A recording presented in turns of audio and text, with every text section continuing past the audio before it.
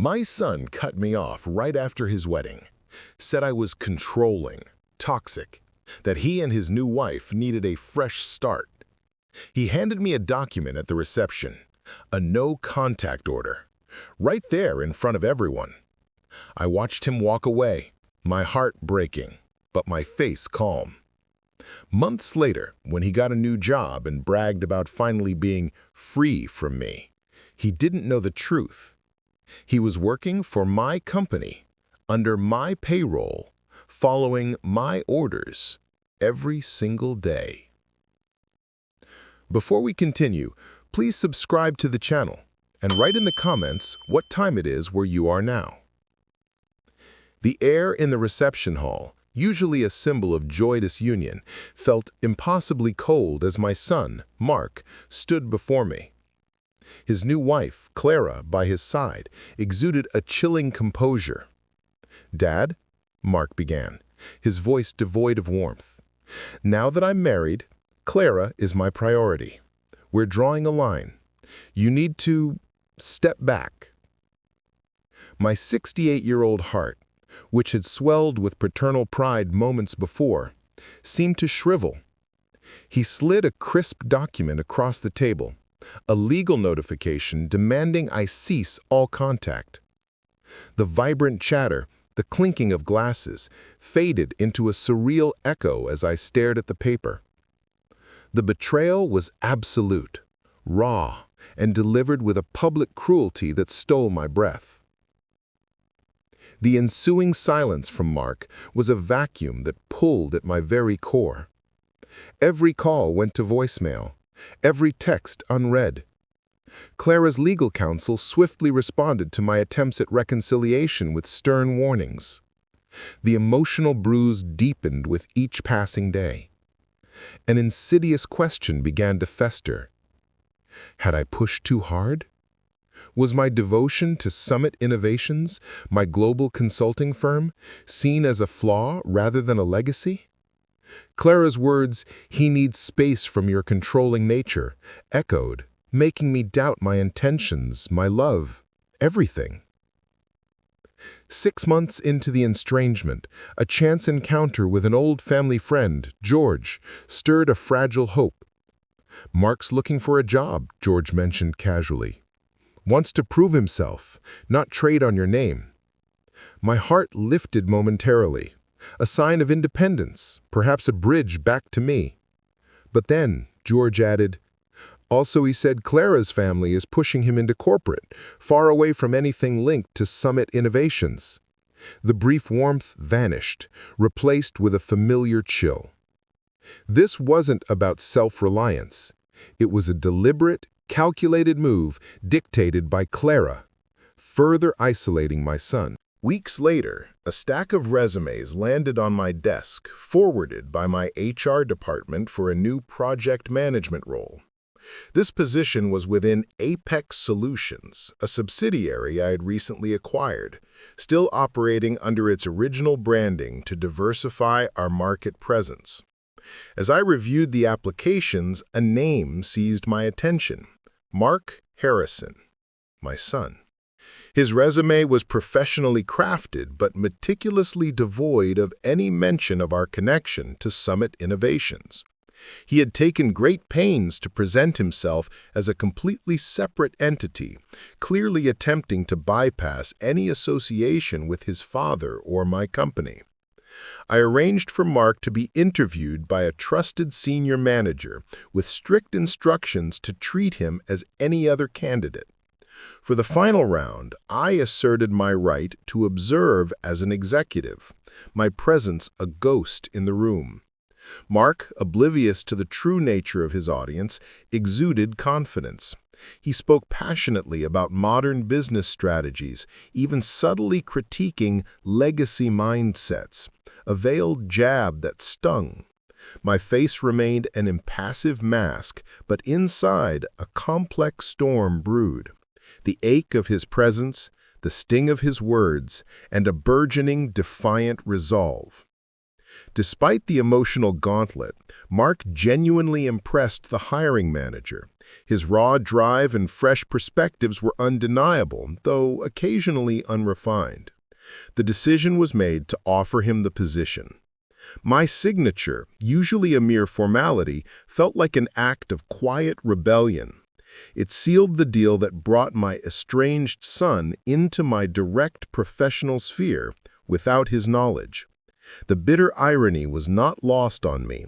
It was a subtle, almost imperceptible reclaiming of a connection he had so vehemently severed. Daily reports from his immediate supervisor began to appear on my encrypted tablet. Mark was a whirlwind of energy, challenging established norms, proposing ambitious, sometimes audacious solutions. He was undeniably capable, yet occasionally headstrong, causing minor ripples within his team. I found myself obsessively reviewing his progress, a silent, unseen mentor.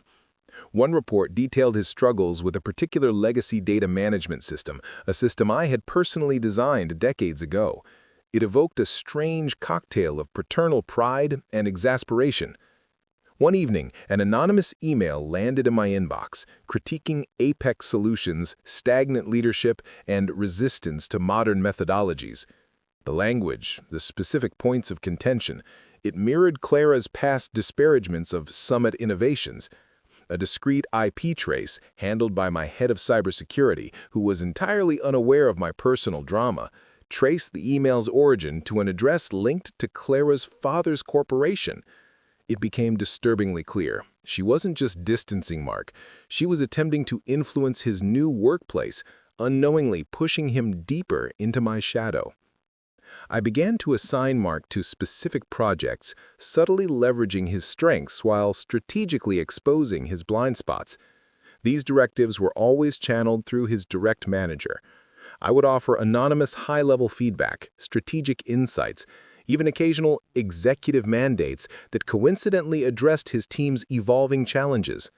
Mark would occasionally grumble about corporate bureaucracy, but inevitably, his project outcomes began to show significant improvement.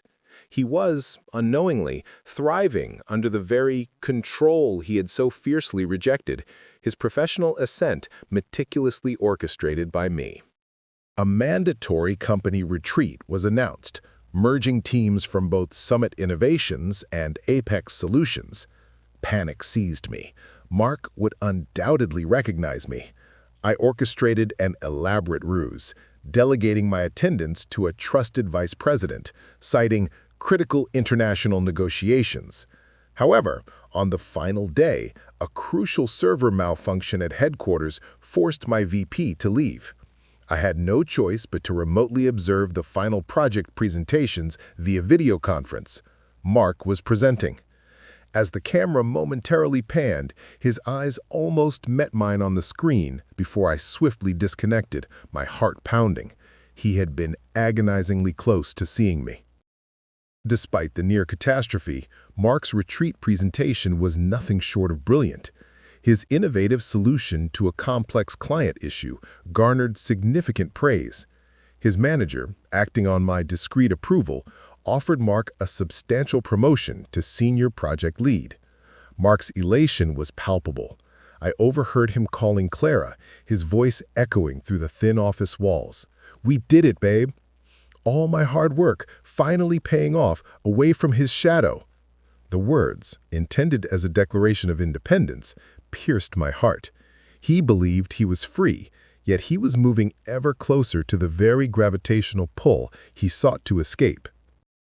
A rival firm unexpectedly launched a product suspiciously similar to a highly confidential project Mark was spearheading.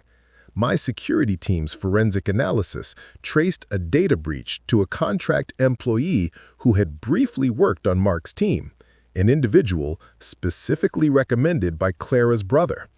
The implications were chilling. Clara, or someone within her family, was not merely trying to distance Mark from me, they were actively compromising Summit Innovations through Apex Solutions, using Mark as an unwitting pawn in a far more dangerous game of corporate espionage. Armed with irrefutable evidence of the data breach and Clara's family's complicity, I orchestrated a meeting with Clara's father, framed as a discussion for a potential strategic alliance. The pleasantries dissolved quickly.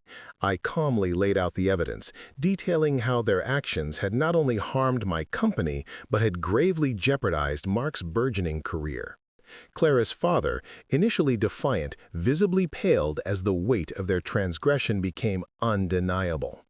We wanted Mark to forge his own path, away from your influence," he stammered, their true, manipulative motives laid bare. News of the partnership meeting and the subsequent quiet resignation of Clara's brother from his own company began to ripple through Apex Solutions. Whispers of corporate intrigue and unseen forces grew louder. Mark, still enjoying the glow of his promotion, grew increasingly frustrated by the new covert security protocols and the sudden scrutiny of his past projects. The stage was set. The time for the final, devastating truth was at hand. I scheduled a mandatory company-wide announcement explicitly including all Apex Solutions employees regarding the restructuring and full integration into Summit Innovations. The auditorium buzzed with anticipation. Mark sat in the front row, radiating an unsuspecting confidence. I walked onto the stage, the spotlight a solitary beam on me. "Good morning, everyone," I began, my voice steady, clear, and resonant. "Today, Apex Solutions officially becomes a fully integrated division of Summit Innovations. We are now one unified company, one extended family." A collective gasp swept through the room as my face, synonymous with Summit Innovations, appeared on the massive screens, the logo emblazoned beside it. Mark's jaw dropped. His eyes, wide with disbelief, met mine, a profound collision of confusion, dawning horror, and then a flicker of something unreadable, perhaps even a nascent understanding. I continued, "And to lead this expanded division, I am immensely proud to announce our new Executive Vice President, Mark Harrison." The room erupted in applause, but Mark remained motionless, his world collapsing and rebuilding in the same devastating instant. The truth of his freedom finally laid bare. The ultimate revenge served with dignity, not cruelty, a quiet triumph wrapped in undeniable success.